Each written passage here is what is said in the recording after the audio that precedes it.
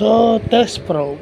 So, yung test probe daw is yun yung sa tester, no? Yung red at black.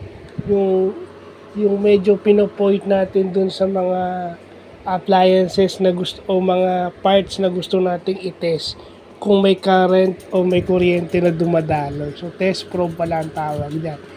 Yung black is the negative o yung common ground or ground, di ba?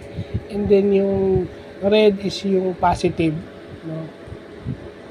Hindi mo pwedeng pagbaliktarin yun kasi masisira daw yung tester. So, yun. At saka pag binaliktad mo yun, magkakaroon ka ng negative reading, which is dapat sinusunod natin yan. So, dapat alam natin yan. Parte ng ano yan, computer science yan sa mga IT, yung mga mga IT professionals, parte yan sa ganyan, pati yung tester. Hindi natin dapat kinakalimutan din yan. Ako, sa akin yan. Kasi minsan yung iba, hindi pinag-aaralan, di ba? Kahit na yung iba naman alam, pero hindi naman tinuturo sa iba. Yun ang mahirap dyan. And then, pag curious yung ibang tao, sasabihin, nagmamarites.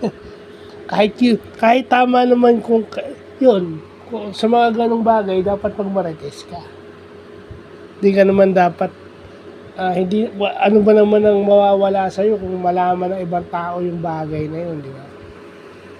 Well, hindi naman siguro dapat sinisekreto yan.